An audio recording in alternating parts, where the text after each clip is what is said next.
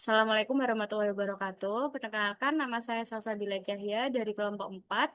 Di sini saya akan mempresentasikan materi tentang lipid. Apa itu lipid? Lipid atau lemak merupakan senyawa organik yang banyak ditemukan dalam sel jaringan. Tidak larut di dalam air, tapi larut dalam zat pelarut nonpolar seperti ether, kloroform, dan benzena. Struktur dari lipid yaitu ada karbon, hidrogen, oksigen, tetapi didominasi oleh rantai hidrokarbonnya. Kemudian sifat dari lipid, hidrofobik atau lipofilik, artinya tidak menyatu dengan air, dan nonpolar. Fungsi lipid sendiri yaitu sebagai tempat menyimpan energi, struktur penyusun membran sel berperan dalam komunikasi sel. Contohnya seperti steroid. Dan yang terakhir ada vitamin regulasi proses biologis. Lipid sendiri dibedakan berdasarkan beberapa. Yang pertama ada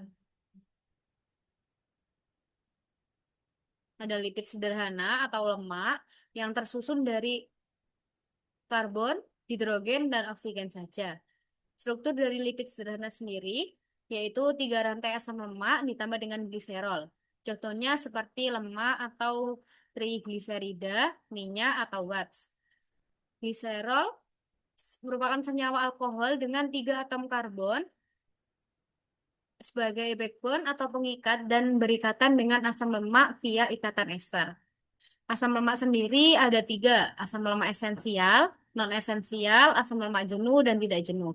Yang pertama ada asam lemak esensial, yaitu tidak diproduksi oleh tubuh seperti linoleat, arachidonat. Yang kedua ada asam lemak non-esensial, diproduksi oleh tubuh, contohnya seperti asam stearat dan asam oleat. Kemudian yang terakhir ada asam lemak jenuh dan tidak jenuh. Ikatan rangkap pada bagian tengah tengah rantai asam lemak. Bila ada seperti tidak jenuh, terdapat ikatan rangkap. Alat yang jenuh tidak ada ikatan rangkap. Kemudian ada lipid majemuk, bukan hanya terdiri dari gliserol dan asam lemak, tetapi ada campuran dan komponen non-esensial. Contohnya seperti fosfor, sulfur, dan lain-lain. Klasifikasinya berdasarkan penyusunnya. Yang pertama ada gliserol, yaitu memiliki kerangka dasar gliserol. Yang kedua ada spingol, memiliki kerangka dasar spingosin atau kompleks amino alkohol. Contohnya yang pertama ada fosfolipid, yaitu campuran lipida dengan fosfor, seperti pada gambar di bawah ini. Yang kedua ada sphingomyelin, yaitu terdiri dari asam lemak dan sphingosine. Contohnya seperti di saraf diselubung myelin yang menyelubungi akson. Yang ketiga ada lipoprotein, yaitu campuran lipid dengan protein. Contohnya seperti HDL, high density lipoprotein, dan LDL, yaitu low density lipoprotein. Kemudian yang terakhir, klasifikasi lipid yaitu derivat lipid, yaitu produk turunan yang didapat dari hidrolisis lipid.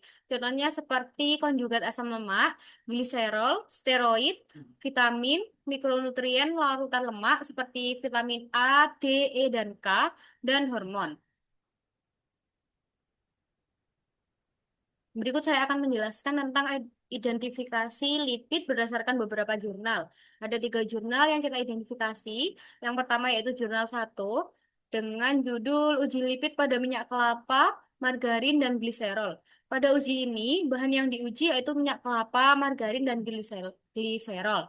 Alatnya tabung reaksi, pipet ukur, vortex, pemanas Bunsen, korek api, pipet tetes, gelas arloji. Reaksinya menggunakan larutan iod HUBEL atau uji ketidakjenuhan dan larutan KHSO4 dengan uji acrolein.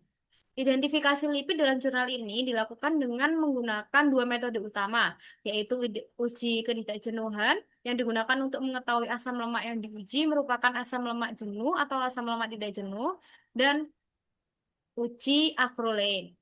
Yang pertama untuk melakukan uji ketidakjenuhan, yaitu dengan cara memasukkan 4 mili kloroform dan 4 tetes iod ke dalam tabung reaksi, kemudian dikocok menggunakan vortex hingga terbentuk warna merah muda.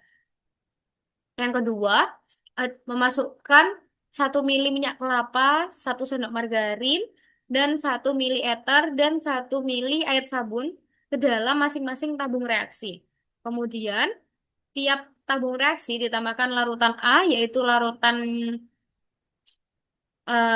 kloroform dan iod, kemudian dikocok menggunakan vortex, lalu diamati. Yang kedua, langkah uji acrolein, yaitu dengan cara 3 tetes minyak kelapa dan 3 tetes gliserol masing-masing dimasukkan ke dalam tabung reaksi. Kemudian ditambahkan dengan 1 sendok KHSO4 pada tiap tabung reaksi dan dipanaskan. Kemudian amati baunya. Hasil dari jurnal satu, reaksi positif pada uji ketidakjenuhan ditandai dengan perubahan larutan awal, yaitu berwarna kuning bening untuk minyak kelapa dan kuning untuk margarin menjadi merah muda. Kemudian kembali ke warna asal, yaitu bening setelah reaksinya selesai. Warna kembali ke warna asal menandakan banyak ikatan rangkap asam lemak tidak jenuh. Berikut merupakan tabel dari hasil uji ketidakjenuhan pada lipid. Sampel pertama yaitu minyak kelapa yang sebelumnya berwarna kuning bening, kemudian setelah direaksikan akan berwarna pink bening, kemudian kembali menjadi putih bening, yang menandakan sampel tersebut merupakan jenis lemak jenuh. Yang kedua ada margarin yang sebelumnya berwarna kuning, kemudian tetap menjadi warna kuning, yang menunjukkan bahwa sampel tersebut merupakan lemak tidak jenuh.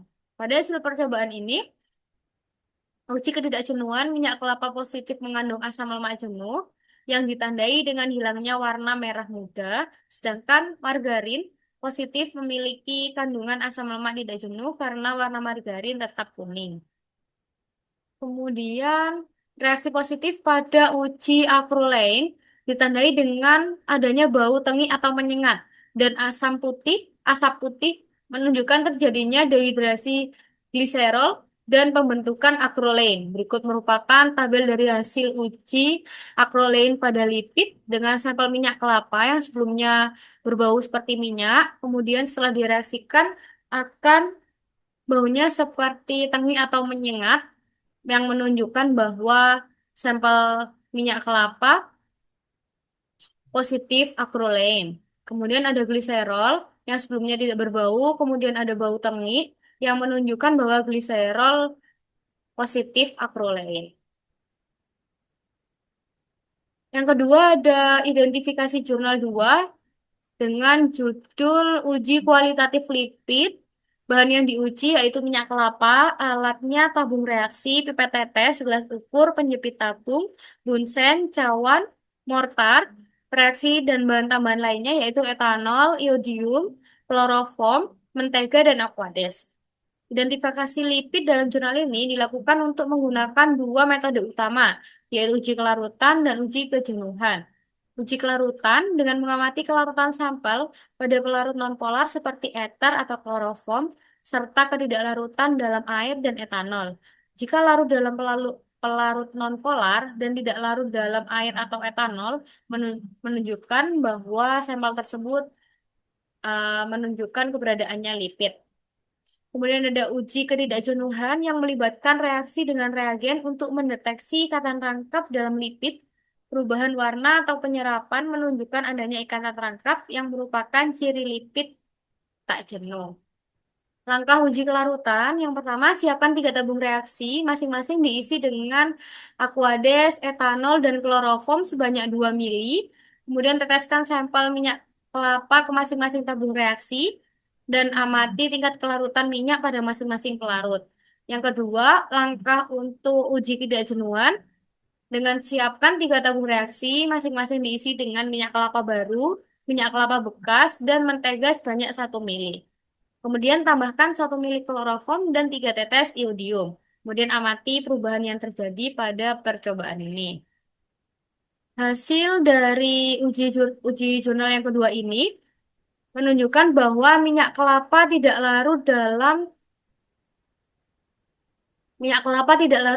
pelarut polar seperti air dan etanol, tetapi minyak kelapa larut dalam pelarut nonpolar yaitu kloroform. sehingga dapat disimpulkan bahwa minyak kelapa positif mengandung lipid. Hasil dari uji ketidakjenuhan pada percobaan ini didapatkan bahwa minyak kelapa baru menjadi bening dan iodium tidak larut, menunjukkan bahwa terdapat lemak tidak jenuh.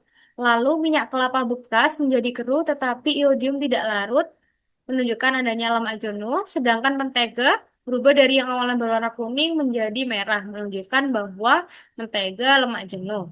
Pada uji ini, iodin akan bereaksi dengan ikatan rangkap dalam asam lemak. Tiap molekul iodin mengadakan reaksi adisi pada suatu ikatan rangkap. Oleh karena itu, makin banyak ikatan rangkap, maka makin banyak pula iodin yang bereaksi. Yang terakhir yaitu identifikasi jurnal ketiga dengan judul Identifikasi Kualitas dari tiga jenis minyak nabati seperti sawit, jagung, dan kedelai. Bahan yang diuji pada jurnal ini yaitu minyak kelapa sawit, minyak jagung, dan minyak kedelai. Alat yang digunakan tabung reaksi, pipet tetes, bunsen, penjepit kayu. Reaksi dalam bahan tambahan lain seperti Aquades dan NaOH. Uji saponifikasi, yaitu proses pembuatan sabun yang berlangsung dengan cara mereaksikan asam lemak menggunakan alkali sehingga akan menghasilkan air serta garam karbonil yang disebut sebagai reaksi saponifikasi. Langkah dari uji saponifikasi, yang pertama, di dalam tabung reaksi dimasukkan 4-5 tetes bahan percobaan dan Aquades sebanyak 3 mili. Kemudian diperhatikan bahwa lemak itu mengapung di atas air atau mencair. Kemudian tambahkan 1 mili larutan NaOH, lalu campuran tersebut dipanaskan hingga mendidih kurang lebih 1-2 menit. Jika sudah dipanaskan, dikocok dan diperhatikan apakah terjadi pembentukan busa. Reaksi saponifikasi ini mempunyai prinsip yaitu asam lemak tersabunkan dengan alkali. Asam lemak yang terdapat baik dalam keadaan terikat maupun dalam keadaan bebas sebagai lemak gliserida atau minyak yang direaksikan dengan menggunakan alkali akan menghasilkan sabun. Selain itu juga menghasilkan gliserol. Setelah dilakukan pengujian, busa yang dihasilkan dari ketiga jenis minyak nabati yaitu minyak sawit, minyak kedelai, dan minyak jagung hanya sedikit. Seperti pada tabel di atas, minyak sawit yang ditambahkan dengan NaOH akan menghasilkan positif, minyak jagung yang ditambahkan dengan NaOH akan menghasilkan positif, dan minyak kedelai yang ditambahkan dengan NaOH akan menghasilkan positif. Dan semua sampel ini positif mengandung asam lemak. Sekian presentasi dari saya. Wassalamualaikum warahmatullahi wabarakatuh.